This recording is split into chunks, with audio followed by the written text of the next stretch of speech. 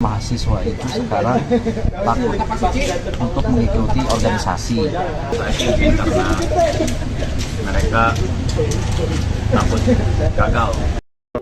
Assalamualaikum warahmatullahi wabarakatuh. Ya, jadi kita berkumpul pada sore hari ini. Kami dari kelompok 1 Manggala akan menjelaskan tentang kenapa mahasiswa itu sekarang takut untuk mengikuti organisasi. Nah, mulai dari saya, perkenalkan, nama saya Amar. Aku Cantika. Aku Angga dan aku Buki. Nah, jadi yang pertama itu kita akan diskusi aja sih. Kita akan tanya-tanya nih. Kalau menurut kalian nih, apa sih yang membuat mahasiswa itu takut untuk masuk nih ke dalam sebuah organisasi? Menurut saya sih mungkin karena mereka takut gagal, kayak mereka takut kayak ternyata ini nggak cocok buat aku nih, atau itulah kayak antara takut gagal atau memang merasa nggak cocok. Kalau menurut Akang sendiri gimana? Kalau menurut aku sih latar belakang kalau akar masalah itu sebenarnya yang aku rasain itu ada di COVID sih, itu di pandemi. COVID ya. Di pandemi itu kita serba online, semuanya serba gampang. Jadi mulai ada penurunan minat organisasi gitu. Kayak gitu sih. Kalau menurut Teteh gimana? Kalau aku sih kayaknya sependapat sama Buki sama Kang Angga, karena aku sendiri ngerasain pas COVID itu aku adalah bagian dari ekstrakurikuler di SMA, dan pas itu tuh bener-bener hampir nol gitu anggotanya. Jadi bener-bener gak ada yang mau gabung tuh karena COVID, alasannya online, kan gak bisa ketemu langsung. Jadi kita juga dalam berorganisasi, dalam bersosialisasi gitu tuh susah gitu untuk untuk bicaranya. Jadi terhambat karena online sih. Dan itu tuh ternyata kebawa sampai sekarang, rasa malesnya, rasa takutnya itu tuh kebawa sampai sekarang pas kita udah kembali offline lagi. Seperti itu ya. Kalau aku sih, kenapa sih mahasiswa sekarang itu merasa bimbang, merasa takut untuk masuk ke dalam organisasi, yaitu karena memang dunia perkuliahan ini sebenarnya sudah sangat menjenuhkan dan sangat padat, dari perkuliahannya, dari tugas-tugasnya, dan dari hal-hal lain lah ya. Itu sudah sangat padat. Maka dari itu, jika seorang mahasiswa yang ingin masuk organisasi, tentu saja itu akan menyita waktunya. Dan banyak dari orang atau mahasiswa ini ya tidak ingin merasa waktunya tersita, karena memang dunia perkuliahan sudah padat. Ya, jika ada pun waktu luang ya akan digunakan untuk beristirahat atau ya refreshing dan sebagainya macamnya. Seperti itu sih. Terus ya, kalau menurut pandangan kalian nih, pentingnya leadership dan pentingnya manajemen konflik dalam kita untuk mengikuti organisasi itu apa? Seperti apa? Kalau dulu sih aku sih kalau pengalaman sih aku hampir nggak pernah ngalamin manajemen konflik, karena aku memang jarang banget ikut organisasi. Terakhir aku ikut organisasi tuh saat SMP doang, itu kayak divisi kreativitas. Dan satu lagi apa namanya itu? Leadership. Kalau leadership sih aku, kalau personal experience aku memang juga tuh belum pernah menjadi pemimpin dalam sebuah organisasi.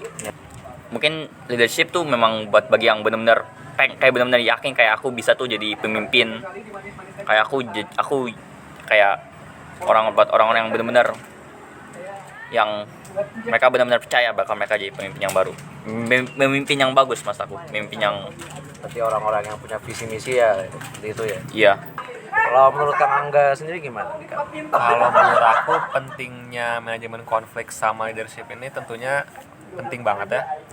Karena kan dimulai dari diri kita sendiri juga pasti banyak masalah lah gitu. Dan di sini tuh yang berperan sangat banyak itu leadership. Leadership ini sebuah sifat kan maksudnya. Jadi dia ini at least kita harus punya leadership itu buat diri kita sendiri gitu. Kita nggak harus selalu buat memimpin orang lain gitu. Jadi paling minimal tuh kita harus bisa jadi pemimpin untuk diri kita sendiri gitu. Sementara untuk manajemen konflik tentunya penting banget, karena kan kita kalau kuliah, kalau kita berorganisasi itu kita nggak terlepas dari konflik yang ada di kuliah atau organisasi doang gitu.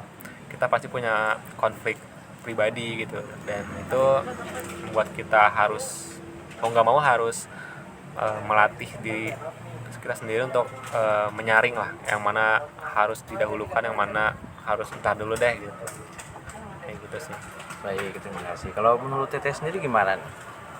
Kalau menurut aku leadership dan konflik manajemen itu bukan penting ya, justru sebaiknya kalau orang yang ikut organisasi dia tuh punya kesadaran untuk belajar soal leadership dan konflik manajemen.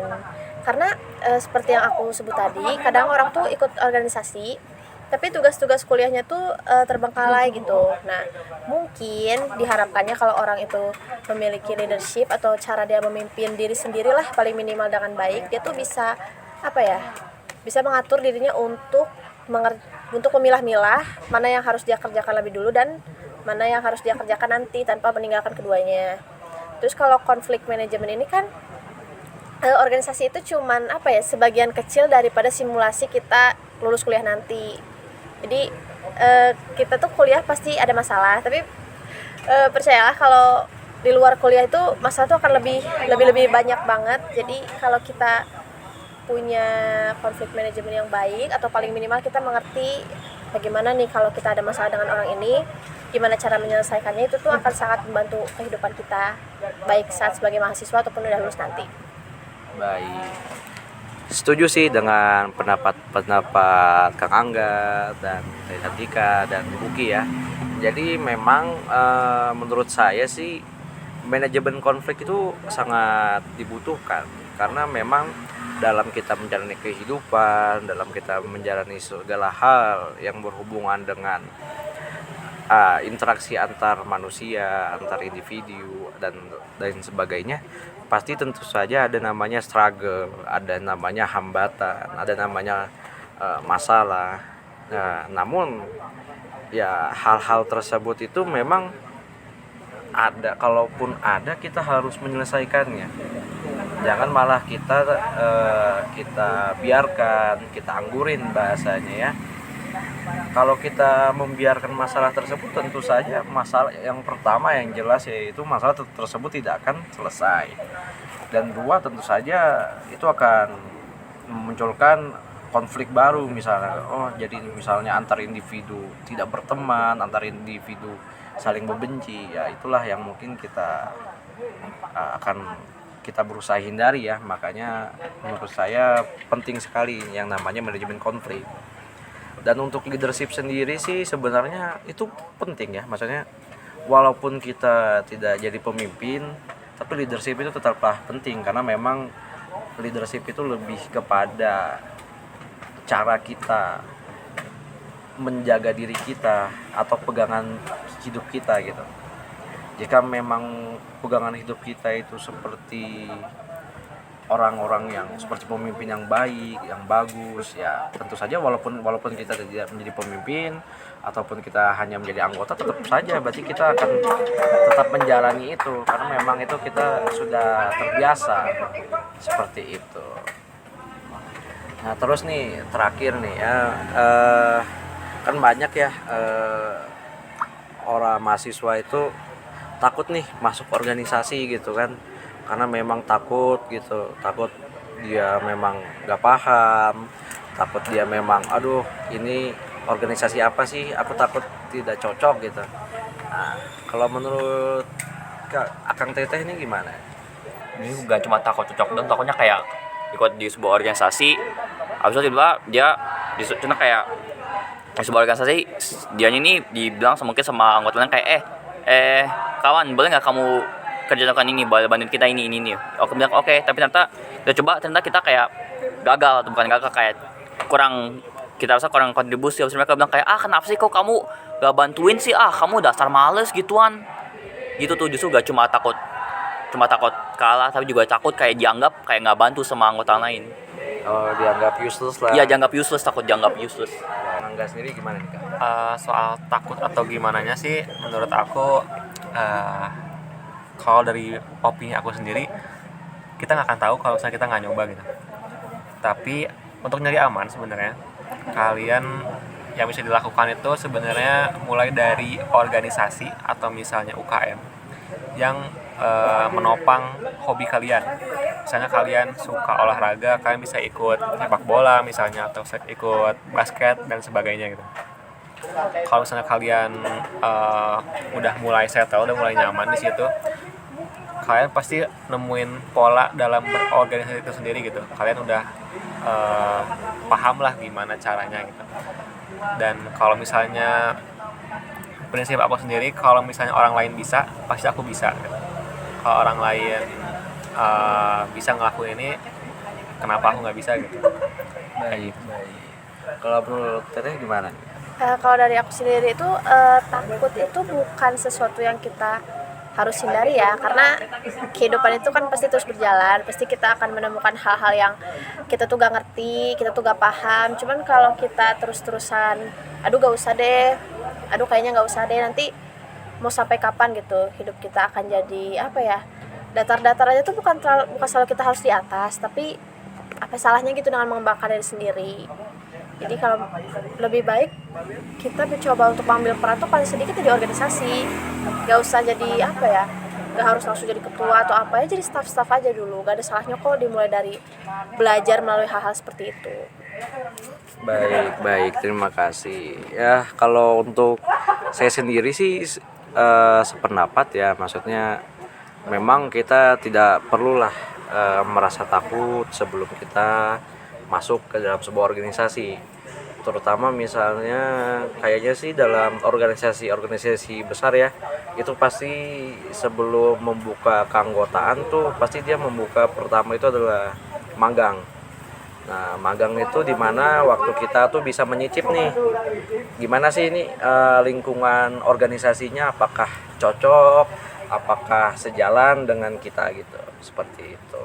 Jadi jika kita terus terkurung dalam rasa takut, maka kita tidak akan tahu apa yang bisa kita buat lebih gitu.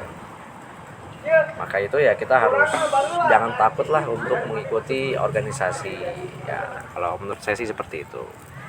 Baik, mungkin ini yang paling terakhir nih Sedaya, jadi closing statement lah dari masing-masing.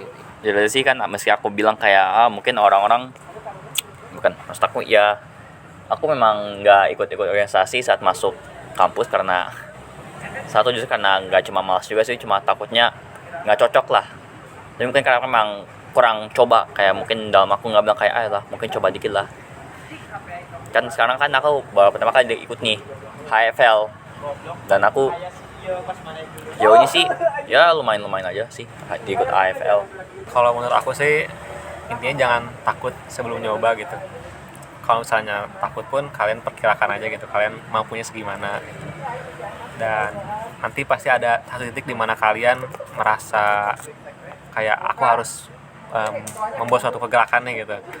Dan di situ mungkin kalian bisa menemukan esensi dari bersosialisasi ataupun berorganisasi, malah kalian bisa menemukan banyak hal baru dari sana. Menurut aku kayak gitu. Kalau dari aku, dunia itu gak akan nunggu kita untuk takut.